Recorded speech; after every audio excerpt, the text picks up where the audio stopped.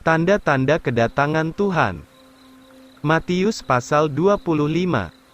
Perumpamaan tentang gadis yang bijak dan yang bodoh. Ayat 1.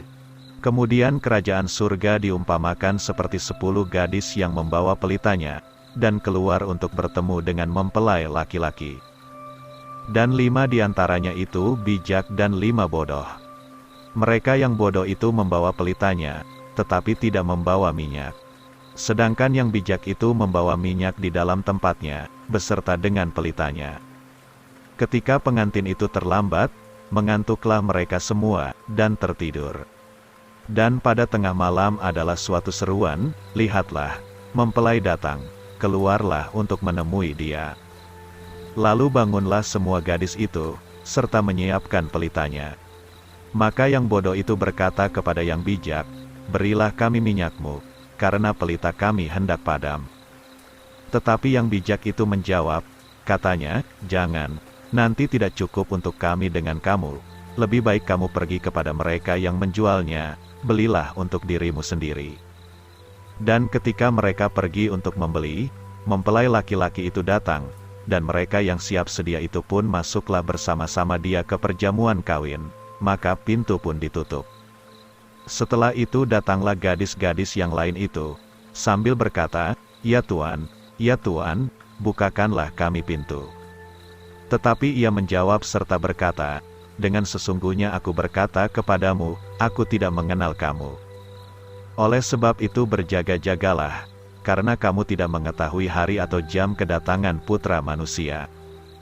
Perumpamaan tentang talenta. Ayat 14. Karena kerajaan surga itu seperti seorang yang hendak berpergian ke negeri yang jauh, yang memanggil hamba-hambanya, lalu menyerahkan miliknya kepadanya.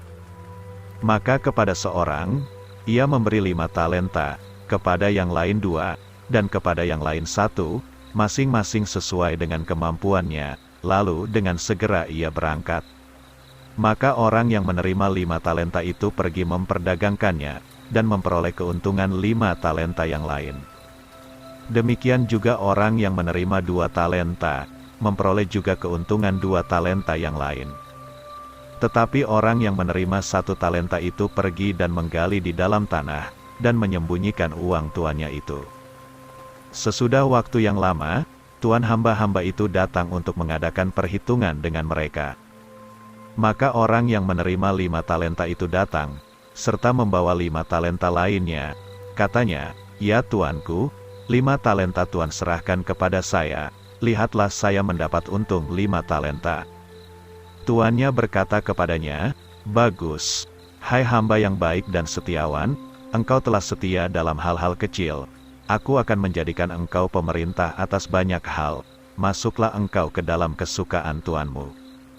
Orang yang telah menerima 2 talenta itu juga datang, dan berkata, ya tuanku, engkau telah menyerahkan kepada saya 2 talenta, lihatlah saya mendapat keuntungan 2 talenta pula. Maka kata tuannya kepadanya, bagus, hai hamba yang baik dan setiawan, engkau telah setia dalam hal-hal kecil, aku akan menjadikan engkau pemerintah atas banyak hal, masuklah engkau ke dalam kesukaan tuanmu. Kemudian ia yang telah menerima 1 talenta itu datang, serta berkata, ya Tuan, saya mengetahui bahwa engkau seorang bengis, yang menuai di mana engkau tidak menabur, dan mengumpulkan di mana engkau tidak menghambur. Sebab itu saya takut, lalu pergi dan menyembunyikan talentamu di dalam tanah, lihatlah engkau mendapatkan kepunyaanmu. Tuannya menjawab serta berkata kepadanya, hai hamba yang jahat dan malas, engkau mengetahui bahwa aku menuai di mana aku tidak menabur, dan mengumpulkan di mana aku tidak menghambur. Oleh sebab itu, seharusnya engkau menyerahkan uangku kepada orang yang menjalankan uang, dan ketika aku datang, aku boleh mendapat uangku beserta bunganya. Sebab itu ambilkan talenta itu daripadanya, dan berikanlah kepada orang yang mempunyai 10 talenta itu. Karena kepada setiap orang yang mempunyai diberi lagi, sehingga ia mempunyainya dengan berkelimpahan, tetapi dari dia yang tidak mempunyai akan diambil daripadanya, bahkan apapun yang dimilikinya. Dan lemparkanlah hamba yang tidak berguna itu ke dalam kegelapan yang di luar, di sanalah akan ada tangisan, dan kertak gigi. Di hadapan tahta Kristus, kambing dan domba akan dipisahkan. Ayat 31. Apabila Putra Manusia datang dengan kemuliaannya dan segala malaikatnya yang suci besertanya, maka ia akan duduk di atas tahta kemuliaannya. Dan sekalian bangsa akan dikumpulkan di hadapannya, dan ia akan memisahkan mereka satu dari yang lainnya, seperti gembala memisahkan domba dari kambing. Lalu ia menempatkan domba itu di sebelah kanannya, tetapi kambing itu di sebelah kiri. Kemudian raja itu akan berkata kepada mereka yang di sebelah kanannya, "Marilah, hai kamu yang diberkati oleh Bapa-Ku, warisilah kerajaan yang disediakan bagimu sejak fondasi dunia. Karena ketika aku lapar, kamu memberi aku makan, aku dahaga, kamu memberi aku minum, aku seorang asing, kamu menyambut aku. Aku bertelanjang, kamu memberi aku pakaian, aku sakit, kamu melawat aku di dalam penjara, kamu mengunjungi aku." Lalu orang benar itu akan menjawabnya, katanya, "Ya Tuhan, kapan kami melihat Tuhan lapar, lalu memberi makan, atau dahaga, lalu memberi minum? Kapan kami melihat Engkau seorang asing, lalu kami menyambut Dikau, atau bertelanjang, dan memberi pakaian? Atau kapan kami melihat Engkau sakit, atau di dalam penjara, lalu kami mengunjungi Engkau?" Maka raja itu akan menjawab, serta berkata kepada mereka, "Sesungguhnya aku berkata kepadamu, seberapa banyak kamu berbuat kepada seorang saudaraku yang paling kecil ini, kamu telah melakukannya untukku."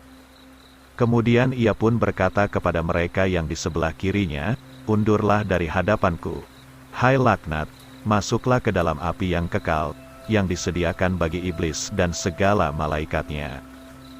Karena ketika aku lapar, kamu tidak memberi aku makan, aku dahaga, kamu tidak memberi aku minum. Aku seorang asing, kamu tidak menyambut aku bertelanjang, kamu tidak memberi aku pakaian, aku sakit dan di dalam penjara, kamu tidak mengunjungi aku." Lalu mereka pun menjawabnya, katanya, "Ya Tuhan, kapankah kami melihat Engkau lapar atau dahaga, atau seorang asing, atau bertelanjang, atau sakit, atau di dalam penjara, dan kami tidak melayani Dikau?" Kemudian ia akan menjawab mereka, katanya, "Sesungguhnya aku berkata kepadamu, bahwa seberapa banyak yang tidak kamu perbuat kepada seorang dari antara mereka yang paling kecil ini, kamu juga tidak melakukannya kepadaku." Maka orang-orang itu akan pergi ke dalam sengsara yang kekal, tetapi orang benar ke dalam hidup yang kekal.